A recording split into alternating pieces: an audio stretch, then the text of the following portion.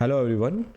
Recently Putin की India में visit हुई थी और पुतिन को वेलकम करने के लिए ऑनरेबल प्राइम मिनिस्टर खुद एयरपोर्ट गए थे। तो देखते हैं पुतिन के इंडिया के आने के बाद इंडिया और रशिया के रिलेशन कैसे आगे बढ़ रहे हैं और इसका इम्पैक्ट ग्लोबली क्या होने वाला है। इंडिया का कौन सा ऐसा सेक्टर है जो सबसे ज़्यादा बेनिफिट करने वाला है। इसके बाद यूएस के साथ इंडिया के साथ कैसे रिलेशन होते हैं। क्या यूएस इंडिया पे और सेंक्शंस लगाएगा? तो जानिए पूरी कहानी क्या है। तो 4 और 5 दिसंबर को रशियन प्रेसिडेंट पुतिन ने इंडिया पे दौरा किया था। अच्छा, ये क्यों किया था? ऑल ऑफ सडन कैसे आ गए वो यहाँ पे? देखो स्टूडेंट्स, हुआ क्या है, ईयर 2000 से 2025 तक ये 23rd विजिट थी रशिया की। अब आप बोलेंगे सर 25 साल में 23 विजिट क्यों? क्योंकि 2000 में इंडिया और रशिया ने एक पैक्ट साइन किया गया था जिसके अंदर उन्होंने बोला था कि एवरी ईयर उनको मिलना ही है। अब जरूरी नहीं है यहाँ पे कि पीएम और प्रेसिडेंट को ही आना है। यहाँ पे डिफेंस मिनिस्टर्स की मीटिंग हो सकती है, यहाँ पे फॉरेन मिनिस्टर की मीटिंग हो सकती है, फाइनेंस मिनिस्टर की मीटिंग्स हो सकती है। ठीक है, तो हर साल annually Russia and India meet करते हैं। ठीक है, और कब से कर रहे हैं? ईयर 2000 से कर रहे हैं। तो अगर आप 2000 से 25 देखेंगे तो 25 बार होना चाहिए, तो ये 23 क्यों हो रहा है?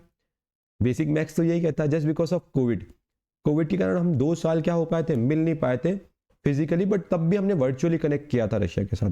तो 4 और 5 दिसंबर को जो पुतिन है उन्होंने इंडिया का दौरा किया।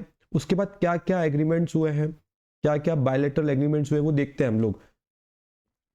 सबसे पहली बात, जो हमारे ऑनरेबल प्राइम मिनिस्टर है पीएम नरेंद्र मोदी जी ने, उन्होंने रशिया को और रशियन फ्रेंडशिप को ऐसा बोल दिया कि वो हमारा ध्रुव तारा है। ध्रुव तारा क्या होता है? जो कभी जाता नहीं है, पोलर स्टार है। चाहे कुछ भी हो जाए रशिया इंडिया का सपोर्ट करता है, और ये हमने देखा है, चाहे वो 1965 की वॉर हो, 1971 की वॉर हो, रशिया ने मतलब बिना किसी डाउट के इंडिया को सपोर्ट किया है। जब पाकिस्तान का इशू हुआ है, रशिया थॉरोली इंडिया के साथ खड़ा मिला है। अब पुतिन और मोदी जी मिले थे और इससे क्या आउटकम्स क्या आ रहे हैं, इससे रिजल्ट क्या आ रहा है? तो अब हम अगर देखें तो दोनों ने अराउंड 16 एग्रीमेंट्स करे दोनों कंट्री ने, और 9 बायलैटरल अंडरस्टैंडिंग साइन हुए हैं, 9 एमओयू साइन हो गए हैं। यहाँ हमने डिफेंस सेक्टर को टारगेट किया, trade sector, energy sector, health care sector, education sector, culture sector, media sector. ऐसा कोई सेक्टर नहीं है जिसपे हमने रशिया के साथ डिस्कस नहीं किया हो इस बार। ठीक है, और ये जो पार्टनरशिप होने वाली है मल्टी डायमेंशनल हो रहा है। ऐसा नहीं है कि हम सिर्फ जब भी मैं लोगों से रशिया के बारे में पूछता हूं तो बोलते हैं रशिया हमारा अच्छा डिफेंस पार्टनर है। नहीं, डिफेंस के अलावा रशिया हमारा काफ़ी ज़्यादा एनर्जी सेक्टर में भी हेल्प करता है।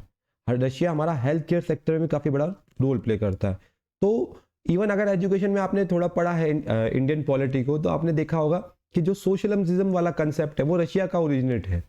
ठीक है, तो ये जो पार्टनरशिप है ये मल्टी डायमेंशनल होने वाली है। यहाँ पे सिर्फ हम डिफेंस की बात नहीं करेंगे, हम हर एक एस्पेक्ट पे बात करने वाले हैं। सबसे पहला जो आउटकम इससे आया है कि इंडिया और रशिया 2030 तक 100 बिलियन का क्या करने वाले हैं, ट्रेड करने वाले हैं, $100 बिलियन का। ठीक है, तो जो यूएस बोल रहा था कि इंडिया अगर रशिया के साथ इंगेजमेंट बढ़ाता है तो हम क्या कर देंगे, इंडिया पे सैंक्शंस लगा देंगे, तो इंडिया ने बोल दिया आपके सैंक्शन आपके पास रखिए, हम तो $100 बिलियन का ट्रेड करेंगे रशिया के साथ टिल 2030। उन्होंने इसका नाम विजन दिया था, विजन 2030। ठीक है, और रशिया ने बदले बोला है कि इंडिया को हम अनडिस्प्यूटेबली, मतलब बिना किसी रुकावट के हम क्या करेंगे, इंडिया को क्रूड ऑयल, कच्चा तेल सप्लाई करेंगे। ठीक है, तो दोनों चीज, पहली बात तो ट्रम्प साहब कहते हैं कि आप कच्चा तेल मत लीजिए, तो रशिया ने बोला कि हम बिल्कुल बिना किसी दबाव के इंडिया को कच्चा तेल भेजने वाले हैं। सेकेंड चीज, 2030 तक दोनों के बीच में $100 बिलियन का क्या होगा, बायलैटरल ट्रेड होगा। नेक्स्ट पॉइंट सबसे इंपॉर्टेंट आता है, दैट इज हमारा एनर्जी सेक्टर। आपको पता होगा तमिलनाडु का एक न्यूक्लियर पावर प्लांट है कुंडनकुलम। अब ये जो न्यूक्लियर पावर प्लांट है एक जेवी है, जॉइंट वेंचर है इंडिया और रशिया का। तो रशिया ने बोला है कि हम इसमें कॉपरेशन जो है और बढ़ाएंगे, हम आपको और अच्छे न्यूक्लियर रिएक्टर बना के देंगे और अच्छे न्यूक्लियर रिएक्टर की मैन्युफैक्चरिंग करेंगे। इसी के साथ इस प्लांट के अलावा रशिया ने यह भी बोला है कि जो हम आपके स्मॉल सेक्टर न्यूक्लियर होते हैं ना, वो भी आपको प्रोवाइड करेंगे। न्यूक्लियर रिएक्टर क्यों दिए जा रहे हैं? ताकि हम क्या बना सकें, इलेक्ट्रिकल एनर्जी बना सकें। न्यूक्लियर पावर प्लांट हमारी इलेक्ट्रिकल एनर्जी के लिए काफ़ी ज़्यादा बड़ा रोल प्ले करते हैं, काफ़ी ज़्यादा एसेंशियल है। और इंडिया और रशिया के बीच में क्या हो रखा है, न्यूक्लियर पैक्ट साइन हो रखा है। उसको भी रशिया ने बोला है कि हम उसका भी स्कोप क्या करने वाले हैं, बढ़ाने वाले। तो फ्यूचर में देखते हैं कि न्यूक्लियर पैक्ट के अंदर कैसे चीज़ें और क्या होती है, एक्सपांड होती है। साथ ही साथ इस इनके एनर्जी के रिगार्डिंग उन्होंने बोला है कि हम ग्रीन हाइड्रोजन, मतलब हम रिन्यूएबल एनर्जी को हम और प्रमोट करेंगे। ग्रीन हाइड्रोजन मतलब समझ गए ना, इलेक्ट्रोलाइसिस वाला, जहाँ पे हम H2 और O को अलग कर रहे थे, तो हम ग्रीन हाइड्रोजन को और बढ़ाएंगे। ठीक है, तो हम हाइड्रोजन के अंदर भी क्या हो पाएंगे, एम्पावर्ड हो पाएंगे with the help of Russia. तो सिर्फ डिफेंस तक ये पैक्ट सीमित नहीं है, यहाँ हम न्यूक्लियर एनर्जी की बात कर रहे हैं, यहाँ पे हम एक futuristic energy sector like hydrogen, उसकी बात करने वाले हैं, ग्रीन हाइड्रोजन को प्रमोट करने वाले हैं। उसके बाद अगर मैं डिफेंस की बात करूं, डिफेंस में S-400 हमारा सबसे अच्छा साथी, जो जिसने पाकिस्तान के बहुत सारे फाइटर एयरक्राफ्ट को, उनकी मिसाइल्स को नाकाम कर दिया था। अब रशिया और इंडिया बात कर रहा है कि वो S-500 पे भी किसी ना किसी तरीके की डील करने वाले हैं, और फ्यूचर में हमको S-500 के बीच में भी इंडिया और रशिया के बीच में डील देखने को मिलेगी। S-400 ने ही बहुत धमाका मचा दिया था, बट अब बात हो रही है S-500 की। उसके बाद ब्रह्मोस, इंडिया और रशिया की क्रूज मिसाइल, अब इसकी रेंज और स्पीड को और इंक्रीज करने की बात कर रहे हैं। ठीक है, अभी हम जो ब्रह्मोस यूज करते हैं, इंडियन नेवी वर्जन यूज कर ही रहे हैं, हम इंडियन एयरफोर्स के साथ भी उसको कोलैबोरेट करेंगे, इंडियन आर्मी के साथ भी कोलैबोरेट करेंगे, मतलब ब्रह्मोस के अपग्रेडेड वर्जन आने वाले हैं। ठीक है, ब्रह्मोस को हम सबमरीन्स के साथ यूज करने वाले हैं। रशिया ने यहाँ पे सबसे अच्छी बात करी है कि वो बोलता है कि हम आपको डिवाइसेस तो देंगे, आपको इक्विपमेंट्स तो देंगे, साथ ही साथ हम आपको रिसर्च शेयरिंग भी करेंगे। अब वो टाइम नहीं रहा जब इंडिया सिर्फ डिफेंस प्रोडक्ट लेता था और टेक्नोलॉजी शेयरमेंट नहीं होता था। अब टेक्नोलॉजी भी इंडिया को डेफिनेटली मिलने वाला है। तो यहाँ पे बात हो रही है को मैन्युफैक्चरिंग की। ऐसा नहीं कि सिर्फ मैन्युफैक्चरिंग रशिया के अंदर हो रही है और फिर इंडिया को इशू आ रहा है कि भाई मान लो लेट सपोज कोई मेंटेनेंस कराना है तो हमको प्रोडक्ट रशिया भेजना पड़ रहा है। नहीं, यहाँ को मैन्युफैक्चरिंग की बात कर रहे हैं, जिससे इंडिया के अंदर भी क्या हो जाएगा, जो लेबर है वो स्किल्ड हो पाएगी, इंडिया के पास भी वो टेक्नोलॉजी आ पाएगी, प्रोपोर्शनल टेक्नोलॉजी आ पाएगी, रॉकेट इंजन की टेक्नोलॉजी आ पाएगी इंडिया के पास। उसके बाद हमने बात करी है पीपल टू पीपल कनेक्ट की। रशिया के अंदर क्या हो रहा है, अभी जो सेमी स्किल्ड लेबर है, उनकी शॉर्टेज है, और इंडिया के पास लेबर क्लास तो बहुत ज़्यादा है। तो इंडिया ने बोला है कि हम रशिया को 5 लाख इंडियंस लेबर प्रोवाइड करेंगे जो सेमी स्किल्ड होगी। इससे इंडिया का जो अनएम्प्लॉयमेंट वाला जो एंगल है वो भी सॉल्व हो रहा है। भारत में बेरोजगारी बहुत ज़्यादा बढ़ती है, रशिया में जाएंगे तो जाहिर सी बात है बेटर वेजेस भी मिलेंगे, बेटर क्वालिटी लाइफ भी मिलेगा। और इसी के साथ उन्होंने ये भी बोला है कि हम 30 डेज का क्या देंगे। इंडिया ने बोला है कि कोई अगर रशियन वो है टूरिस्ट है तो उसको हम 30 डेज का वीज़ा फ्री एंट्री देंगे इंडिया में, मतलब 30 दिन तक आपको भारत में रहने के लिए वीज़ा का कोई अमाउंट पे नहीं करना पड़ेगा। ऑलरेडी आपको पता होगा कि इंडिया और रशिया में कि क्या, इंडिया और अगर रशिया की बात करूं तो ऑन अराइवल वीज़ा है। ऑन अराइवल मतलब कि आपको वीज़ा के लिए अप्लाई करने की रिक्वायरमेंट नहीं है, ऑन अराइवल है सब चीज़ें। ठीक है, आप जाइए रशिया जाइए और जाके रशियन एयरपोर्ट पे ही आपको क्या मिल जाएगा, वीज़ा मिल जाएगा। तो इंडिया और रशिया के बीच में ऑलरेडी ऑन अराइवल था, और भारत ने इस चीज़ को, इस रिश्ते को और आगे बढ़ाया। कैसे कि हमने बोला कि आप आइए इंडिया घूमे, 30 डेज तक आपका कोई वीज़ा का चार्ज नहीं लगेगा। डिप्लोमेटिकली अगर मैं बात करूं तो ये क्यों इंपॉर्टेंट हो जाता है, अगर ये आप देखिए, ये है हमारा ग्लोबल नॉर्थ और ये है हमारा ग्लोबल साउथ। ठीक है, जो ये ऑरेंज कलर से आप देख रहे हैं साउथ अफ्रीका और साउथ अमेरिका, अफ्रीका, ठीक है, एशिया, ठीक है, गल्फ कंट्रीज, येमेन, ये जो सब नीचे हैं ग्लोबल साउथ, जो ये कंट्रीज आप सारी देख रहे हैं।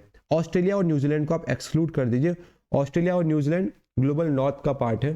तो इंडिया बोलता है कि जो ये ग्लोबल साउथ है उसकी जो सबसे स्ट्रॉन्ग आवाज़ है वो इंडिया है। और ये हमने देखा ही था कि G20 जब इंडिया ने 2023 में होस्ट किया था, 2023 में जब इंडिया ने G20 को होस्ट किया था तो हमने अफ्रीकन यूनियन को भी G20 के अंदर शामिल किया गया था। ठीक है, तो इंडिया ग्लोबल साउथ की एक स्ट्रॉन्ग वॉइस बन के उभर रहा है। और इंडिया ने ये भी दिखाया कि भाई हम कोई यूएस या फिर हम चाइना से डरने वाले नहीं है, हम एक ऑटोनॉमिक कंट्री है, हम एक सोवरेन कंट्री है। ठीक है, तो हम जिसके साथ जैसे हमारी कंट्री का इंटरेस्ट है हम उसके साथ वैसी डील करेंगे। हमको अब यूएस के सैंक्शन से डर नहीं लगता, ठीक है, चाइना के इंटरफेरेंस से डर नहीं लगता, हम ऑटोनोमली रशिया के साथ क्या कर सकते हैं, डील कर सकते हैं। इंडिया और रशिया के अंदर ऑलरेडी 2+2 डायलॉग चलता ही है। 2+2 डायलॉग क्या होता है कि हमारे यहाँ से 2 लोग और उनके यहाँ से 2 लोग। कौन से 2 लोग? एक डिफेंस मिनिस्टर और एक फॉरेन मिनिस्टर। जैसे आप देख पा रहे होंगे ये हमारे डिफेंस मिनिस्टर और ये जयशंकर साहब हमारे फॉरेन मिनिस्टर। तो हमारे यहाँ से भी 2 लोग जाते हैं, उधर के यहाँ से भी 2 लोग आते हैं और 2+2 डायलॉग कहते हैं। और ये दोनों डिफेंस और फॉरेन सेक्टर पे, विदेश नीति पे बात करते हैं। बट इंडिया क्या बोल रहा है कि अभी भी वो क्या करेगा, बैलेंस आउट करेगा। ऐसा नहीं होगा कि इंडिया पूरा टिल्ट हो जाएगा रशिया की तरफ, ऐसा भी नहीं होगा कि इंडिया पूरा यूएस की तरफ टिल्ट हो जाए। तो इंडिया बैलेंस डिप्लोमेसी को बताता है कि यार हमें रशिया की भी जरूरत है, हमको यूएस की जरूरत है, वेस्ट यूरोपियन यूनियन की भी जरूरत है। यूरोप की जरूरत क्यों है? क्लाइमेट चेंज से निपटने के लिए। यूएस की जरूरत क्यों है? मैं आपको थोड़ी देर के बाद बताता हूं। और साउथ, ग्लोबल साउथ का तो इंडिया क्या बोलता है कि मैं तो उसका लीडर हूं, मैं तो उनकी वॉइस हूं, उनके हक की बात करता हूं। तो अगला क्वेश्चन आता है कि ऐसा क्यों नहीं हो सकता कि यार हम सिर्फ और सिर्फ रशिया की तरफ हो जाए। यूएस तो ऑलरेडी, ट्रम्प साहब तो हमारे सगे हैं ही नहीं, हर दिन हम पे टैरिफ लगाते रहते हैं, तो मैं पूरा ही रशिया की तरफ हो जाता हूं।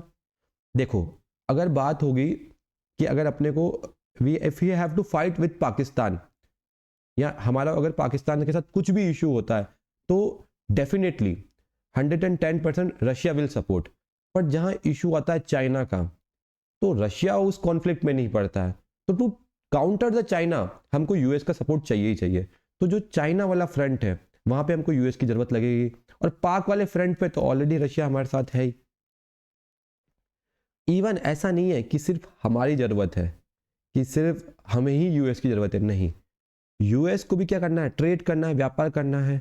और इंडो पैसिफिक रीजन है, हिंद महासागर और प्रशांत महासागर वाला जो एरिया है, जो ट्रेड के लिए बहुत इंपॉर्टेंट हो जाता है। इंडो पैसिफिक रीजन में चाइना की प्रेजेंस बढ़ती जा रही है, और चाइना को अगर काउंटर करना है तो बिना इंडिया के सपोर्ट के यूएस चाइना को काउंटर नहीं कर सकता, क्योंकि दोनों क्या है, ग्लोबल साउथ का पार्ट है, दोनों ही बहुत ज्यादा पॉपुलेशन वाली कंट्री है, दोनों ही मार्केट वाइज काफी इंपॉर्टेंट है। तो इंडिया यहाँ पे ड्यूअल अलाइनमेंट को सजाता है कि हम किसी एक की तरफ अलाइन नहीं है, हम दोनों कंट्रीज के साथ बराबर रिश्ते रखते हैं, हम किसी का क्लोज साइड नहीं लेते।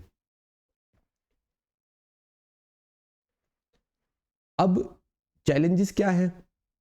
सबसे पहली बात तो चैलेंज ये आ रहा है कि आप इमेज देख सकते हैं, ये चाइनीज प्रेसिडेंट और ये पुतिन दोनों क्या कर रहे हैं, कंटिन्यूसली इंगेज कर रहे हैं। चाइना और रशिया के रिलेशन कंटिन्यूसली बेहतर होते जा रहे हैं। और इवन मैं रियलिटी आप तो बताऊं कि रशिया चाइना पे बहुत ज़्यादा डिपेंडेंट होते जा रहा है। और जब जब कंट्रीज चाइना पे डिपेंड होती है, चाइना ने उनका पूरी तरह से एक्सप्लॉयटेशन किया है, पूरी तरीके से फ़ायदा उठाया है।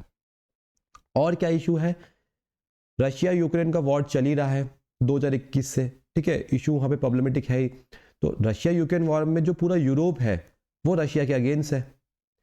उस बीच रशिया और इंडिया की दोस्ती होना, ये हमारा क्या दिखाता है कि हम यूरोप से भी थोड़े थोड़े कट जाएंगे, पर यूरोप का मार्केट भी हमारे लिए काफ़ी इंपॉर्टेंट है। यूरोप भी हमारे लिए उतना ही इंपॉर्टेंट है जितना यूएस इंपॉर्टेंट है, इवन यूएस से ज़्यादा इंपॉर्टेंट हमारे लिए यूरोप है। तो रशिया यूक्रेन के वॉर का यूरोप के संबंध रशिया से बिल्कुल भी बेटर नहीं है। अब रशिया के साथ अगर इंडिया के टाइज अच्छे होते जाएंगे तो कहीं ना कहीं यूरोप और इंडिया के बीच में क्या दिखेगा, कुछ ना कुछ इशू दिखता दिखेगा हमारे को। और अगला इशू क्या आता है, एक इशू आता है अपना काटसा के रिगार्डिंग। काटसा एक एक्ट है जो यूएस गवर्नमेंट ने लागू किया है। यूएस अपने आप को क्या बोलता है कि भाई वो ग्लोबली क्या है, एक पुलिस मैन है, मतलब विश्व की पुलिस है। अब पता नहीं, ये इसने खुद नहीं अपने आप को बोला है, किसी ने बोला नहीं है, ये कहता है मैं ग्लोबल पुलिस मैन हूँ। और उसका एक्ट है काटसा एक्ट, जिसके अंदर उसने किस किस को डाल रखा है, रशिया को, ईरान को, नॉर्थ कोरिया को। और यूएस क्या बोलता है, जिन भी कंट्री ने इनके साथ रिश्ते अच्छे करे, रशिया, ईरान और नॉर्थ कोरिया के साथ, तो यूएस उसके साथ सैंक्शन लगा देगा, यूएस उसके साथ कोई ट्रेड डील नहीं करेगा, ठीक है। तो यूएस ये काटसा एक्ट के तहत सबको डराने की कोशिश करता है। काटसा एक हथकड़ी है जो यूएस के पास है।